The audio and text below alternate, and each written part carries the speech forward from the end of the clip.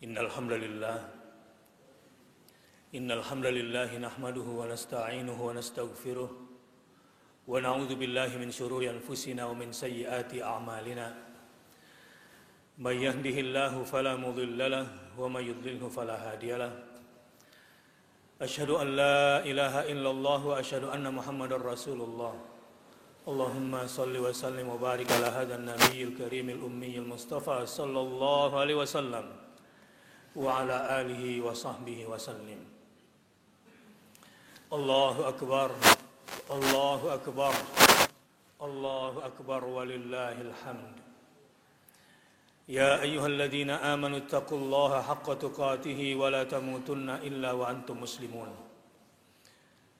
Bersyukur pada hari ini telah bergabung dua hari besar. Yang pertama adalah Jumat berkah buat kita semua insyaallah.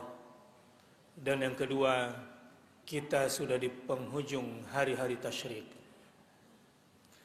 Hari-hari istimewa, hari perayaan umat Islam, hari makan dan minum sehingga diharamkan untuk berpuasa pada hari ini. Sidang Jumat rahimakumullah, di penghujung hari tasyrik pada khutbah Jumat ini, saya mengajak jamaah untuk memfokuskan mengambil hikmah dari surah Al-Hajj ayat 34 dan 35.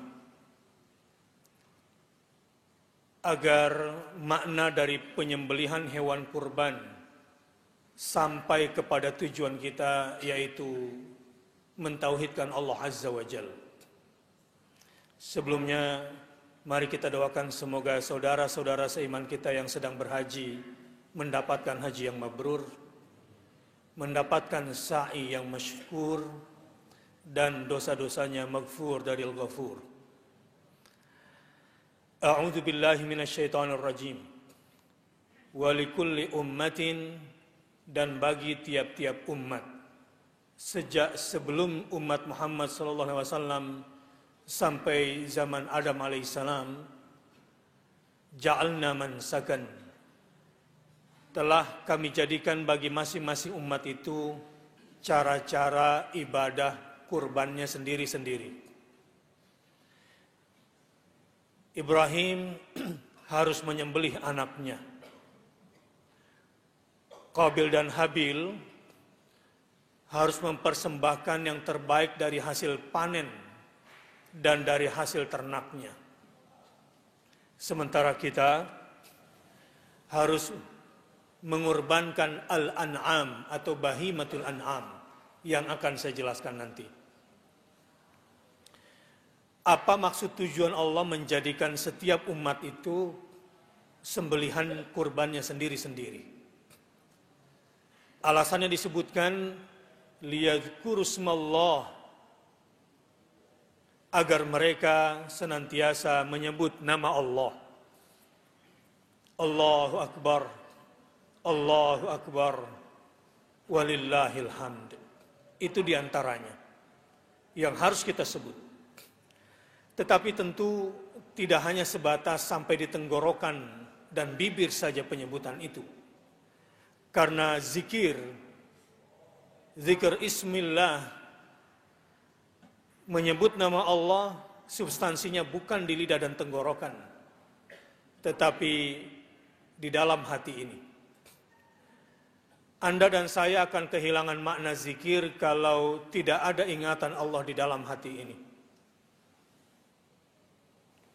Terserah Anda tipikal orang yang memulai dari zikir jahar baru masuk ke hati, atau zikir hati dulu baru kemudian terefleksikan dalam bentuk jahar di tenggorokan dan di lisan. Tapi yang paling penting adalah bahwa zikir kita akan kehilangan makna kalau tidak berpusat dari hati atau bermuara dari hati.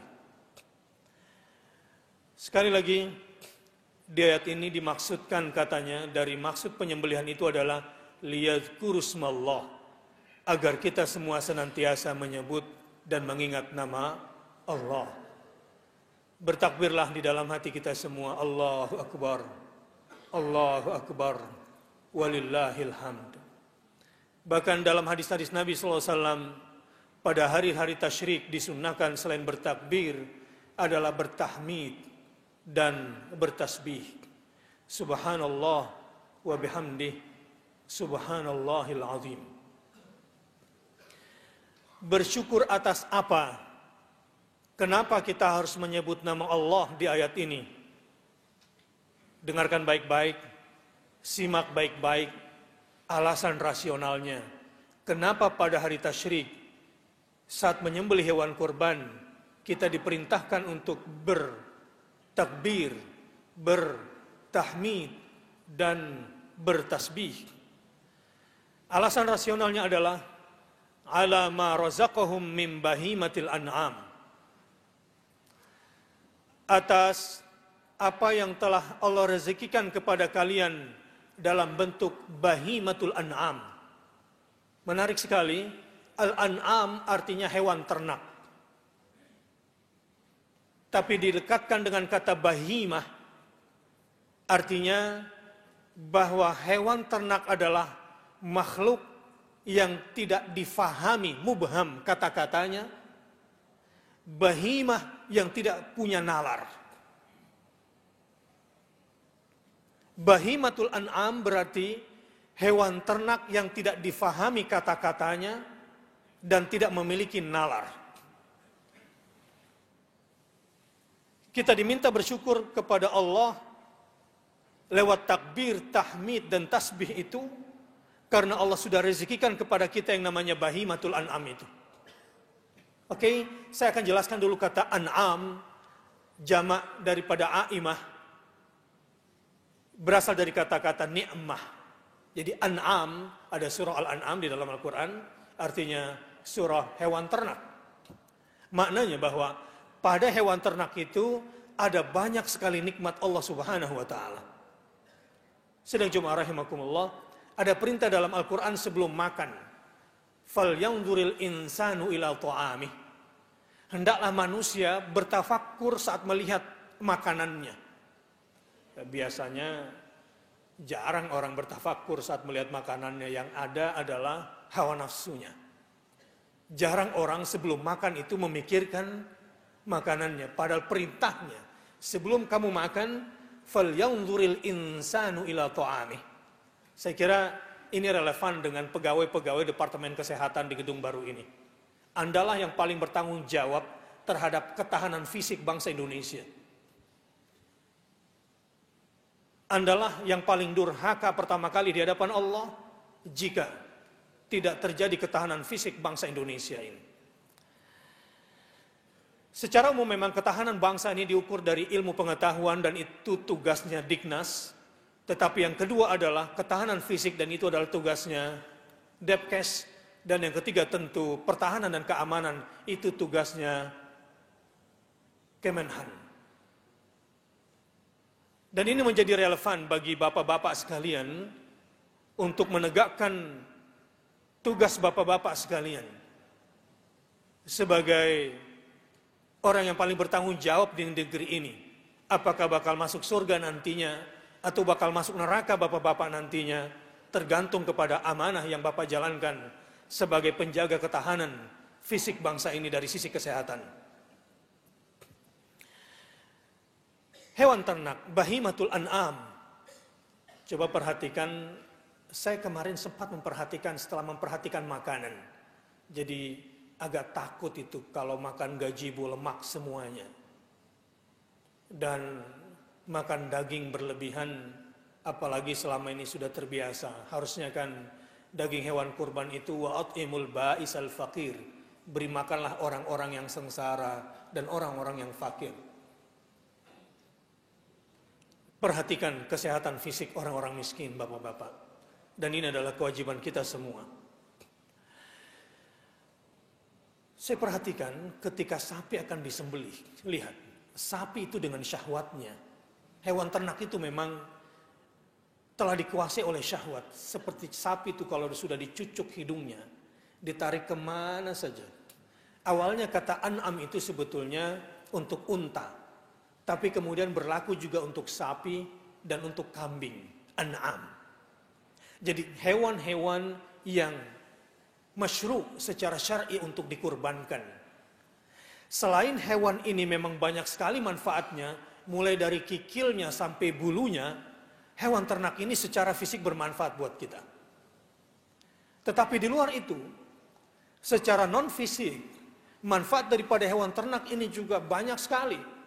Selain untuk tunggangan, dia juga menjadi kendaraan pembawa barang, dan seterusnya. Jadi sebetulnya, ketika kita diminta untuk dekat dan melihat dan memperhatikan hewan ternak, di situ karena ada alasan rasionalnya kenapa kita harus menyebut nama Allah, karena banyak nikmat yang Allah berikan kepada kita lewat hewan ternak secara fisik dan secara psikis itu. Namun, yang ingin saya garis bawahi dalam khutbah singkat ini adalah untuk bisa menjadi orang yang senantiasa bersyukur kepada Allah, untuk bisa menjadi orang yang senantiasa menyebut nama Allah berkaitan dengan hewan kurban ini, untuk bisa menjadi orang yang mentauhidkan Allah berkaitan dengan hewan kurban ini, kalau kita sudah mampu menyembelih sifat hewan ternak di dalam diri kita. Saya perlihatkan dulu sapi. Saya perhatikan orang-orang yang hendak menyembelih sapi yang telah dikuasai oleh syahwat keternakannya ini. Dicucuk hidungnya, diikat di tiang, lalu kemudian dijerat kakinya, lalu kemudian ditarik, dan robohlah sapi itu. Bapak-bapak pejabat di Depkes, coba kita perhatikan pejabat-pejabat yang ditangkap KPK sekarang. Awalnya mereka dipancing karena mereka telah menjalani hidupnya berdasarkan hawa nafsunya. Coba lihat, kebiasaan koleksi mobil itu kan kebiasaan anak-anak sebetulnya. Tidak pantas untuk orang yang usianya sudah di atas 40, di atas 50. Masih gemar mengkoleksi. Mau apa itu wali kota itu? Mau apa itu kepala MK itu koleksi mobil-mobil mewah itu? Itu hanya perilaku anak-anak yang mengumbar hawa nafsunya sebetulnya. Perlahan-lahan dijerat atas nama Bunda Putri, atas nama perempuan ini, perempuan itu. Begitu kakimu dijerat, Bapak pejabat di Depkes, bahkan lembagamu. Depkes ini sangat strategis bagi musuh yang hendak meruntuhkan kesehatan sebuah bangsa. Untuk merampok sebuah negeri, hancurkan Depkesnya. Jika para pejabat, jika para pegawainya yang berada di Depkes ini kemudian perlahan-lahan dicucuk hidungnya dengan tahta, dengan harta, dan dengan wanita, tinggal satu lagi. Tinggal dijerat kakinya, lalu ditarik, bruk. Ambruk pejabatnya dan ambruk departemennya seperti sapi yang ambruk itu. Na'udzubillah min dzalik. Semoga bapak-bapak dan pejabat di sini termasuk orang yang dilindungi oleh Allah Subhanahu wa taala. Agar kita tidak menjadi orang yang khianat terhadap ketahanan fisik bangsa yang penting ini. Enggak mungkin tentara itu bisa sehat. Enggak mungkin anak-anak sekolah itu bisa sehat. Orang-orang kuliah itu bisa sehat kalau tidak ada kebijakan dan keberpihakan dan alokasi anggaran yang benar dari Departemen Kesehatan. Dan itu hanya bisa dijalankan jika bapak-bapak tidak dikendalikan oleh hawa nafsu dalam menjalankan amanah di Departemen Kesehatan ini. Mohon maaf. Begini teorinya.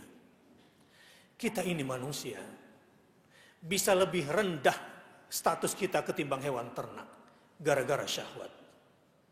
Kita juga bisa lebih jahat daripada hewan buas dengan emosi kita.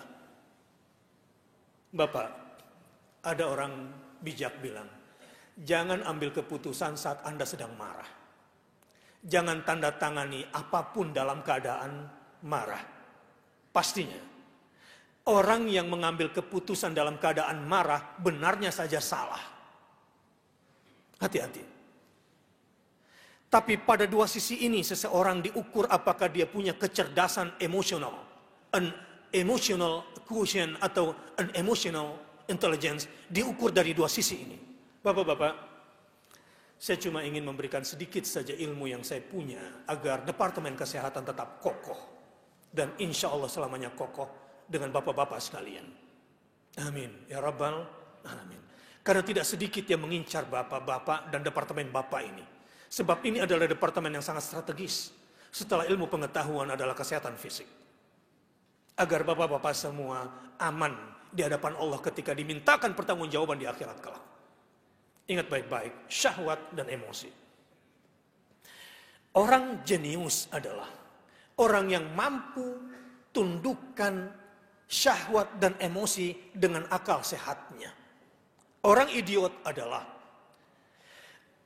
orang yang tunduk hawa nafsu, syahwat dan emosinya di hadapan akal sehatnya. Jadi kalau kita bertanya, Ustadz, jadi apa yang harus saya lakukan supaya saya bisa menjadi pejabat, supaya saya bisa mengawal Departemen Kesehatan agar ini tetap kuat dan tegak? Secara teoritis keduniaannya, bimbing akal sehatmu dengan wahyu. Karena hanya dengan akal sehat yang terbimbing dengan wahyu kau bisa tundukkan syahwat dan emosimu. Tapi ketika akalmu tidak terbimbing oleh wahyu, kalamullah, tanpa ibadah, maka tidak mungkin akalmu bisa tahan melawan godaan syahwat dan emosimu. Sidang jemaah rahimakumullah. Mudah-mudahan ini menjadi pelajaran bagi kita semua. Bahwa alama razaqahum min bahimatil an'am. Semoga kita bisa keluar dari sifat kebinatangan diri kita. Apakah binatang ternak lewat syahwat ataukah binatang buas lewat emosi kita. Saya ingin tutup khutbah ini dengan satu pesan penting. Kata Imam Ghazali, akal yang mampu tundukkan syahwat dan emosi.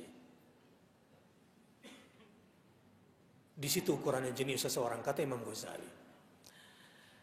Bagaimana menempatkan akal dengan wahyu Al-Quran? Lihat. Akal sehat manusia itu seperti orang yang punya penglihatan sehat, tidak cacat. Itu akal. Tetapi wahyu itu adalah cahaya matahari. Bayangkan. Ketika Anda dalam gelap malam tanpa cahaya matahari, tanpa cahaya rembulan, Anda belalakkan mata Anda jam 2 malam di masjid ini. Apa yang bisa Anda lihat kalau tanpa lampu? Gelap semuanya. Artinya, orang yang gunakan akal tanpa Al-Quran, blind, gelap, tanpa cahaya. Sebaliknya, orang yang gunakan akalnya seperti orang yang buka matanya, lalu mendapatkan cahaya, nur ala nur. Al-Quran itu, ibadah-ibadah itu akan menjadi cahaya bagi kita semua. Sehingga kita bisa membedakan warna-warni. Sehingga kita bisa bedakan antara yang hak dan yang batil. Sehingga kita bisa bedakan antara yang halal dengan haram. Itu kepentingan wahyu di hadapan akal. Tapi saya juga ingin ingatkan. Kalau Anda sudah berani melawan wahyu dan mengabaikan wahyu, apalagi Anda berani menakar wahyu dengan akal, sama saja Anda tatap matahari dengan mata telanjang. Nggak sampai 5 menit, retina Anda, mata Anda, itu tidak akan menampung cahaya lagi dan Anda akan menjadi buta, tidak bisa melihat apa-apa. Mudah-mudahan penghujung Ayyamut Tasyrik menjadi hari keberkahan bagi bapak-bapak dan kita semua di sini.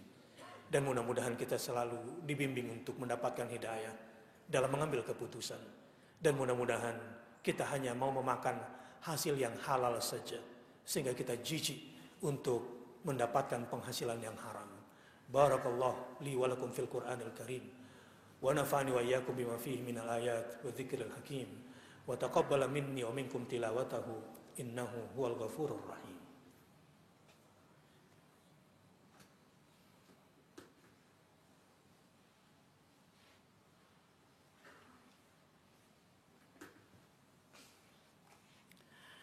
Alhamdulillahi wa kafa, wassalatu wassalamu ala nabiyil mustafa wa ala alihi wa sahbihi wa man tabi'ahu ila yaumil wafa.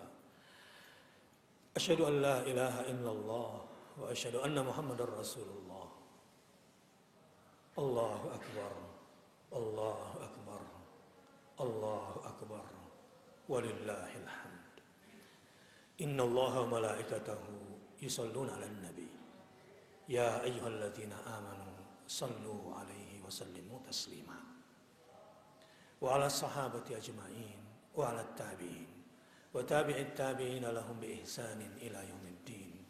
Warhamna ma'hum bi rahmatika ya arhamar rahimin. Allahumma ighfir lil muslimina wal muslimat wal mu'minina wal mu'minat al ahya minhum wal amwat innaka sami'un qaribun mujibud da'wat ya qadiyal hajat. Allahumma ij'alhum hajjan mabrura wa sa'yahum sa'yan mashkura wa dhanbahum dhanban maghfura wa tijaratahum tijaratan lan tabur. Ya Allah, jadikanlah haji para hujjaj haji yang mabrur. Jadikanlah sa'i para hujjaj sa'i yang masykur. Jadikanlah dosa-dosa para hujjaj dosa-dosa yang maghfur.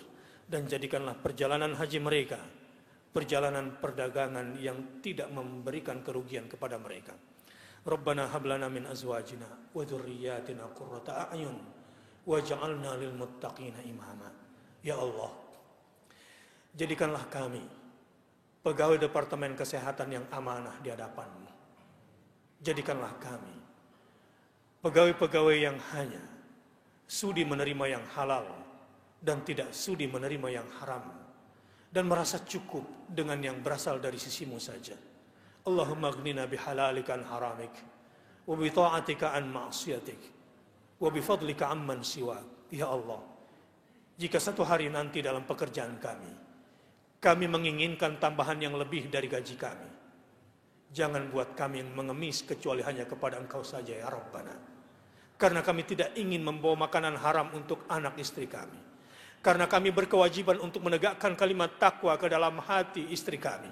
Karena kami berkewajiban untuk menegakkan kalimat takwa ke dalam hati anak-anak kami ya Allah. Jangan sampai kami menjadi ayah, menjadi suami yang jahat membawa penghasilan yang haram ke dalam rumah tangga kami.